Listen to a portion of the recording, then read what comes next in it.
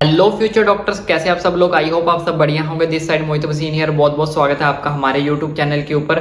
और आज की वीडियो के अंदर मैं आपको बताने वाला हूँ एमपी आयुष काउंसलिंग जो है आप कैसे कर सकते हो स्टेट के लिए। जैसे कि आपको पता है आपकी एमपी की आयुष काउंसलिंग है जो वो स्टार्ट हो चुकी है, तो उसके अंदर आपको जो रजिस्ट्रेशन है वो कैसे करनी है, मैं स्टेप बाय स्टेप आपको सारा का सारा रजिस्ट्रेशन है वो करके दिखाऊंगा। कैसे आपको डॉक्यूमेंट्स अपलोड करने हैं, कौन कौन से डॉक्यूमेंट्स अपलोड करने हैं, कौन सी फील्ड के अंदर मैंडेटरी है, कौन सी फील्ड आप छोड़ सकते हो, यानी कि ईच एंड एवरीथिंग मैं आपको इस वीडियो के अंदर बताऊंगा। लाइव डेमो आपको करके दिखाऊंगा सब कुछ कि कैसे आपको जो है काउंसलिंग करनी है।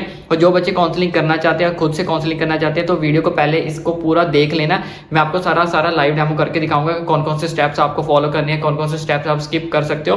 ठीक, उस वीडियो को देखने के बाद ही, इस वीडियो को अच्छे से देखने के बाद ही आप जो है अपनी काउंसलिंग करने बैठोगे। फिर बाद में मत बोलना सर मेरे से ये गलती होगी, भैया ये मेरे से ये गलती होगी, मैं इसको ठीक कैसे करूँ, करेक्शन विंडो कब ओपन होगी, मैं कैसे ठीक कर पाऊंगा। तो कोई भी गलती आपको नहीं करनी है। मैं ईच एंड एवरीथिंग अभी आपको समझाने वाला हूं। तो चलिए चलते हैं अपने लैपटॉप की स्क्रीन के ऊपर, तो जहां पे हम करते हैं आपकी एमपी आयुष काउंसलिंग का लाइव डेमो। अभी हम आ चुके हैं एमपी आयुष काउंसलिंग की ऑफिशियल वेबसाइट के ऊपर। तो जैसे ही आप इसको क्लिक करोगे, क्लिक करने के बाद इस तरह का इंटरफेस आपके सामने ओपन हो जाएगा। तो जैसे कि देख सकते हो अपने मैंने रेड कलर का सर्कल कर रखा है। इसके ऊपर सबसे पहले नंबर वाली आपकी ऑफिशियल वेबसाइट है MP state AYUSH NEET UG counselling 2023 BAMS BHMS BUMS, जिसके लिए अब आपको जो है काउंसलिंग करनी है। तो आपने इसके ऊपर क्लिक कर देना है। तो जैसे ही आप इसके ऊपर क्लिक करोगे, क्लिक करने के बाद हमारे पास इस तरह का इंटरफेस आपके सामने ओपन हो जाएगा, जिसके अंदर आपको यहाँ पे कई सारे ऑप्शन देखने को मिलेंगे। Important links, latest instruction, counselling schedule. लेकिन आपको जो है वो इंपॉर्टेंट लिंक्स के ऊपर जो है वो क्लिक करना है। क्लिक करने के बाद आपके पास नीचे इस तरह के ऑप्शन आ जाएंगे, registration from NEET qualified candidates. जिन बच्चों का नीट क्वालिफाइड है वही जो है काउंसलिंग कर सकते हैं। वो जैसे कि आपको बेसिक प्रोसीजर आपको पता ही है।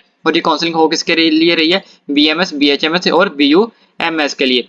तो यहाँ पे आपको देखो, यहाँ पे लिखा है क्लिक हियर। तो जैसे आप इस क्लिक हियर के ऊपर क्लिक करोगे, तो क्लिक करने के बाद आपके पास जो नेक्स्ट इंटरफेस ओपन होगा।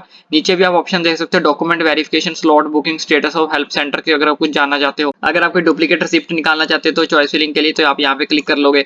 अगर आपको गेट योर पासवर्ड करना है तो आप यहाँ पे क्लिक कर लोगे। तो यहाँ पे अभी आपको क्या करना है, इसके ऊपर क्लिक करना है। तो जैसे आप इसके ऊपर क्लिक करोगे, क्लिक करने के बाद हमारे पास जो नेक्स्ट इंटरफेस ओपन होगा वो इस तरह से आपके पास ओपन हो जाएगा। ठीक है, अभी इसको ध्यान से समझने, बहुत ज्यादा इंपॉर्टेंट टॉपिक है। मैं आपको डिटेल में सब कुछ समझा देता हूँ थोड़ा सा। तो इस तरह से आप देख सकते हो, इस तरह का आपके सामने ओपन हो जाएगा। तो यहाँ पे आप देख सकते हो रजिस्ट्रेशन फॉर काउंसलिंग। अभी यहाँ पे हमारी जो मेन काउंसलिंग है वो स्टार्ट हो रही है रजिस्ट्रेशन के लिए।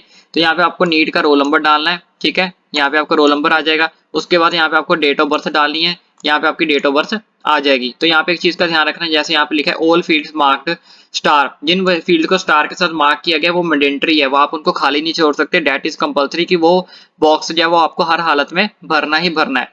तो यहाँ पे आपका नीट रोल नंबर आ जाएगा, यहाँ पे आपका नीट रैंक आ जाएगा। तो यहाँ पे आप देख सकते हैं रोल नंबर हो गया, यहाँ पे आपका रैंक डाल देना है। इसके सामने नीट स्कोर पूछ रहे हैं तो यहाँ पे आपने अपने नीट स्कोर डाल देना है। नीट परसेंटाइल जो आपकी बन रही है वो आपने यहाँ पे डाल देनी है।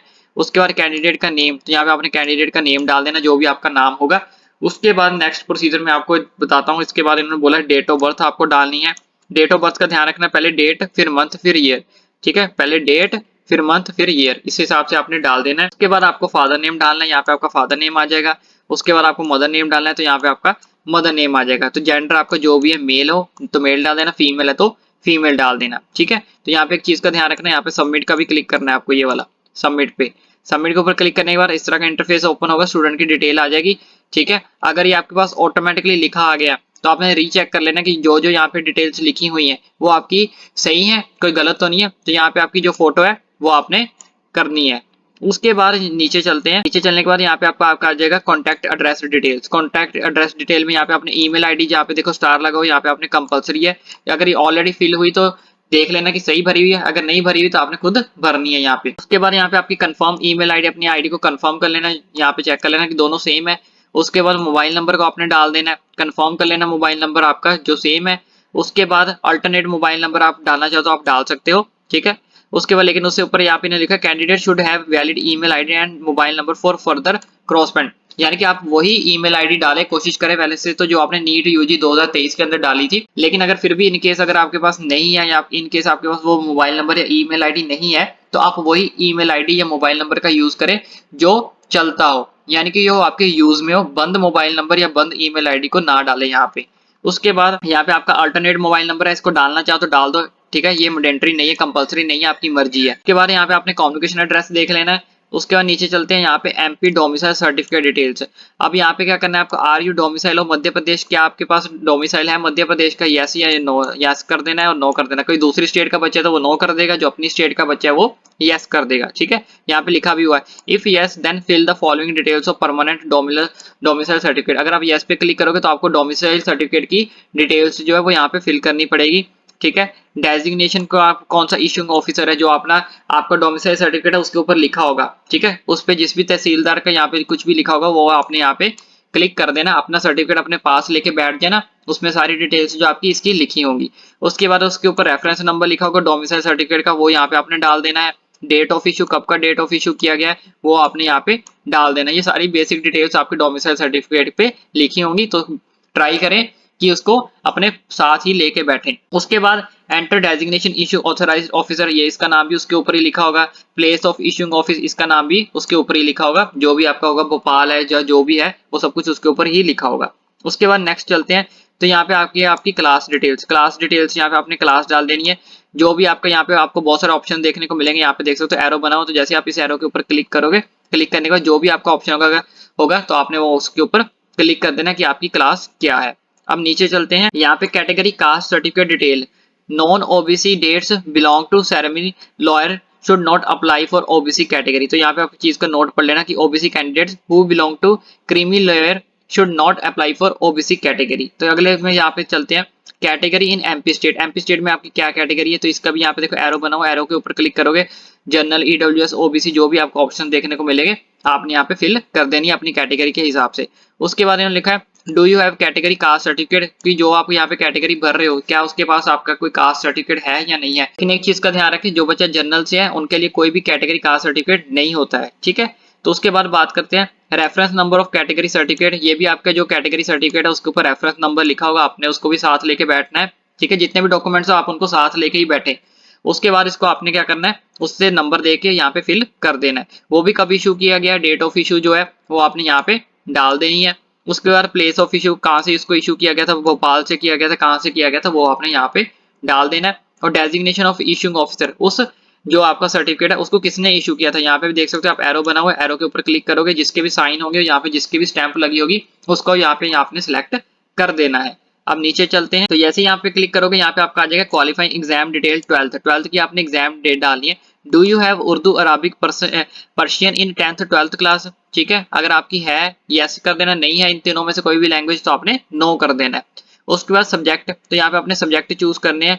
जैसे यहाँ पे अरेबिक लिखा हुआ है, यहाँ पे एरो बना हुआ है, एरो के ऊपर आपने अपना जो सब्जेक्ट होगा उसको क्लिक करके मार्क्स ऑब्टेन, यहाँ पे टोटल मार्क्स करके बताना है पास है या फेल है, तो उसके ऊपर क्लिक कर देना है। तो उसके बाद नेक्स्ट चलते हैं, ये उसके लिए है, एक चीज का ध्यान रखना, अगर आप इन तीनों में से हो, अगर आपने उर्दू, अरेबिक या पर्शियन रखी हुई थी उसका बताना है कि अगर आपने अरेबिक रखी थी तो उसके कितने नंबर आए थे, उसमें से आप पास थे या फेल थे।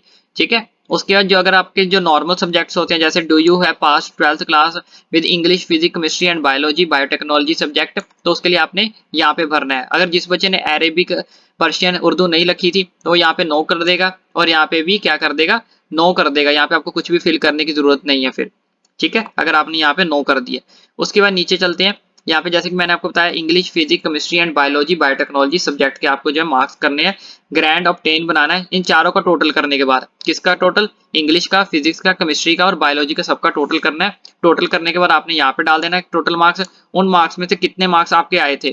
ठीक है, तो वो यहाँ पे डाल देने हैं। सब्जेक्ट का ग्रुप क्या है आपका वो डाल देना था आपने, फिजिक्स, केमिस्ट्री, बायोलॉजी यहाँ पे आपने टिक कर देना है। ठीक है, कितने बुक कर सकते हो, तो यहाँ पे देख सकते हो आप 4 मैक्सिमम को जो आपने डालने हैं। उसके बाद इसके बाद आपको नेक्स्ट प्रोसीजर क्या करना है वो मैं आपको बताता हूँ। उसके बाद इस तरह का इंटरफेस आपके सामने ओपन हो जाएगा। ठीक है, इस तरह का इंटरफेस जब आपके सामने ओपन होगा, इसमें आप देख सकते हो, तो यहाँ पे आपके सब्जेक्ट नेम शो हो जाएंगे, इंग्लिश, फिजिक्स, केमिस्ट्री, बायोलॉजी। ठीक है, कितने कितने मार्क्स आपके आए थे वो आपने यहाँ पे फिल कर देने, उन सबका टोटल यहाँ पे लास्ट में आ जाएगा। यहाँ पे कितने में से आए थे टोटल मार्क्स के, उसके बाद आपने बताना कि आप पास हो, जी हाँ सब में से हम पास हैं, तो आपको यहाँ पे बताना कितने टोटल कितने मार्क्स थे आपके, और कितने में से कितने मार्क्स आए थे, यानी कि मार्क्स ऑब्टेन्ड यहाँ पे, और टोटल मार्क्स कितने नंबर का एग्जाम था वो आपके यहाँ पे, और उस सबकी परसेंटेज निकाल के वो आपने यहाँ पे फिल कर देनी, कितने परसेंट आपके बनते हैं। तो यहाँ पे देख सकते हो slot booking details for physical document verification, जो आपको फिजिकली डॉक्यूमेंट वेरिफिकेशन यानी कि फिजिकली आपको डॉक्यूमेंट वेरिफिकेशन करनी पड़ेगी, तो आप स्लॉट चूज कर सकते हो। यहाँ पे देख सकते हो वेरिफिकेशन सेंटर आपको खुद चूज करना है, जो भी आपके घर के आसपास होगा आप उसको चूज कर सकते हो। कैसे चूज करना है, यहाँ पे देख सकते हो एरो बना हुआ है, यहाँ पे एरो पे क्लिक करोगे तो बहुत सारे सेंटर खुल जाएंगे। तो जो भी सेंटर आपके नियर अबाउट होगा आप वो उसको चूज कर ले, क्योंकि यहाँ पे आपको फिजिकली डॉक्यूमेंट वेरिफिकेशन करवाने के लिए जाना पड़ेगा। यहाँ पे देखो साफ साफ लिखा हुआ फिजिकल डॉक्यूमेंट वेरिफिकेशन। अब वेरिफिकेशन डेट की भी आप खुद चूज कर सकते हो कि आपको कौन सी डेट के अंदर जाना है, कौन सी शिफ्ट के अंदर जाना है। ठीक है, तो यहाँ पे आप क्लिक करोगे यहाँ पे, तो इसके अंदर शिफ्ट खुल जाएगी, दोपहर सुबह जाना है, दोपहर को जाना है, शाम को जाना है। तो आप अपने हिसाब से अपनी प्रेफरेंस के हिसाब से इन सारे चीज को चूज कर सकते हो। ठीक है, अब यहाँ पे आपको क्या करना है, अपनी फोटो अपलोड करनी है, अपलोड इमेज। ठीक है, यहाँ पे आपको अपनी अपलोड इमेज करनी है, कोशिश करें वही अपलोड इमेज करें जो आपने नीट यूजी 2023 के अंदर एप्लीकेशन फॉर्म के अंदर डाली थी, वही सेम टू सेम कर दोगे तो बहुत अच्छी बात होगी। उसके बाद यहाँ पे आपको क्या करना है, अपने सिग्नेचर डालने हैं, यहाँ से सिग्नेचर क्लिक करके आपको अपने सिग्नेचर अपलोड करने हैं। उसके बाद यहाँ पे नीचे कुछ लिखा हुआ है, आपको पढ़ लो, बेसिक चीजें आपकी ये लिए। Please bring following original document which is applicable along the registration receipt at the time of verification। जब आप वेरिफिकेशन करने के लिए जाओगे तो ये सारे के सारे डॉक्यूमेंट्स आपके पास ओरिजिनल होने चाहिए। ठीक है, इन्होंने साफ साफ चीज यहाँ पे मेंशन कर दी है।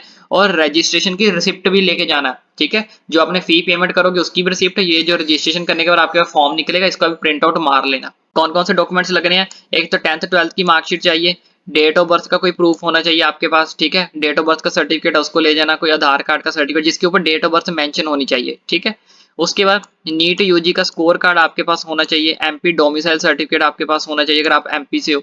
उसके बाद कास्ट ईडब्ल्यूएस सर्टिफिकेट आपके पास होना चाहिए, अगर आप की कास्ट कोई है रिजर्व्ड कैटेगरी से हो या ईडब्ल्यूएस, उसका आपके पास सर्टिफिकेट होना चाहिए। इनकम सर्टिफिकेट चाहिए इनको ओबीसी और ईडब्ल्यूएस कैंडिडेट्स का। कोई भी आपका फोटो आईडी प्रूफ में आप कोई भी ले जा सकते हो, आधार कार्ड ले जाओ, पासपोर्ट ले जाओ, आपका ड्राइविंग लाइसेंस है उसको ले जा सकते हो, कुछ भी जो आपके पास अवेलेबल है वो आप ले जाओ। ठीक है, एक नहीं दो दो है तो दो दो ही ले जाना, कोई चक्कर दिक्कत वाली परेशानी वाली बात नहीं है।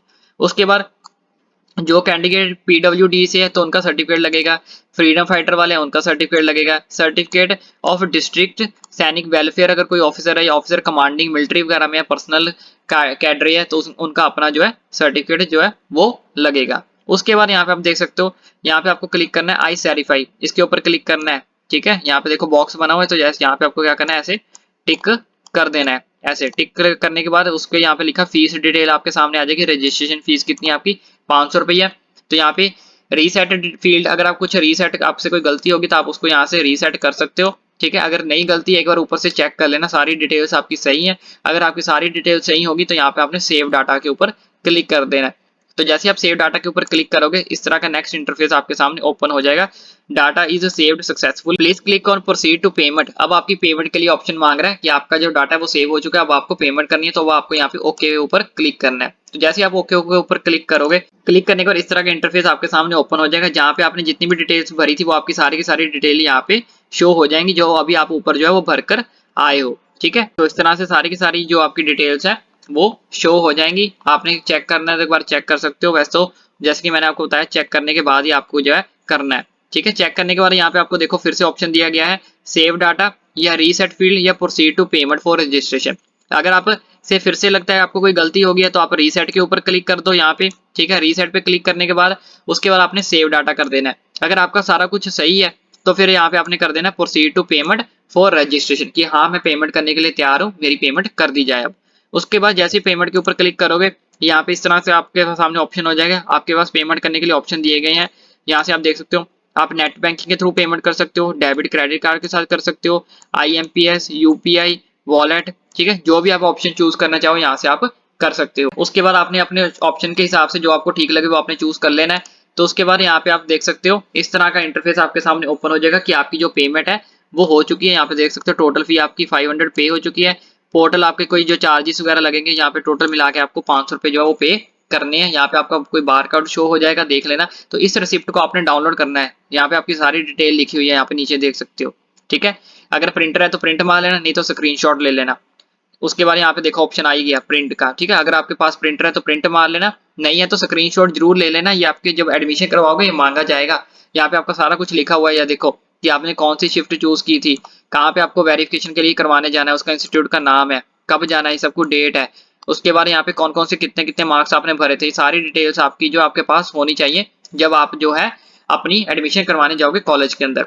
उसके बाद प्रिंट मारने के बाद आपकी जो है काउंसलिंग खत्म हो जाएगी। इसके बाद आपका कोई जो नेक्स्ट प्रोसीजर होगा वो अब आपका चॉइस फिलिंग का होगा। वो जब उसकी डेट आएगी तो उसके लिए आपको अब चॉइस फिलिंग कर लेनी है। तो सारी की सारी गाइडलाइंस और सारा का सारा प्रोसीजर मैंने आपको अच्छे से समझा दिया है एंड आई होप आपको भी अच्छे से समझ आ गया होगा। इनकेस फिर भी अगर आपकी कोई क्वेरी कोई डाउट रह गया तो आप ओपनली मुझे नीचे कमेंट करके पूछ सकते हो। लेकिन अगर आपके सारे के सारे डाउट्स क्लियर है, आपको सारा का सारा प्रोसीजर समझ आ गया है, तो भाई के चैनल को सब्सक्राइब करना मत भूलना।